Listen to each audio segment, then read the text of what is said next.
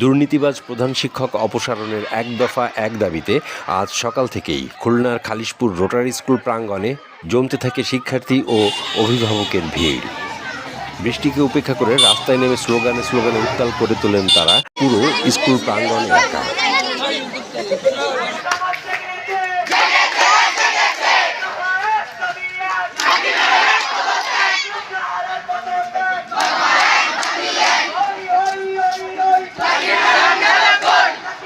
ক্ষমতাচ্যুত সরকার দলীয় ক্ষমতা বলে নিয়োগপ্রাপ্ত প্রধান শিক্ষকের স্বৈরাচারী আচরণে দিশেহারা শিক্ষার্থীরা।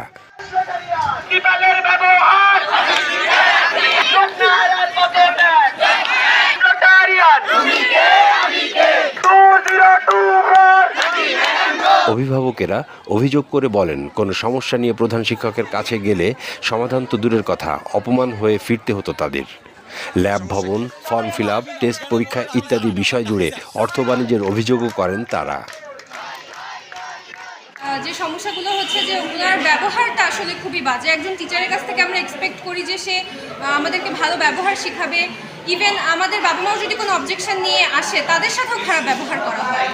আমাদের স্লোগানেও আছে যে ম্যাডামের ব্যবহার একদমই ভালো না, ব্যবহার ভালো না। তারপরে আমাদের স্কুলটা ডিসিপ্লিন নাই একদমই, কোনো যে পরিমাণ তারা টাকা নেয়, বেতন নেয়, সেই পরিমাণ কোনো কিছু হয় না। তাছাড়া তার এডুকেশনাল যোগ্যতাও অত ছিল না।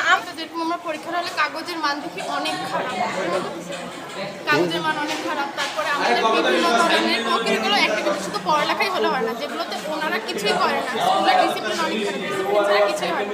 কোনো কমপ্লেন নিয়ে গেলে এর বিয়ে দিয়ে দেন বা কোনো কিছু করেন। টিচার হিসেবে তার কোনো টিচার হিসেবে যে কথাগুলো সে বলবে, তার এমন কোনো অ্যাক্টিভিটিস তার মধ্যে দেখা যায় না।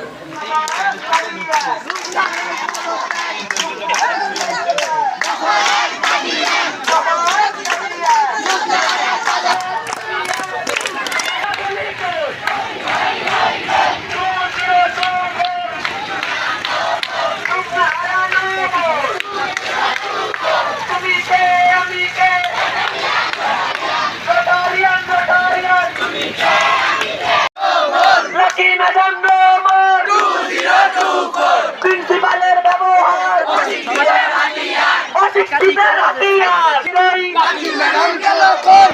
ম্যাডাম গেল কই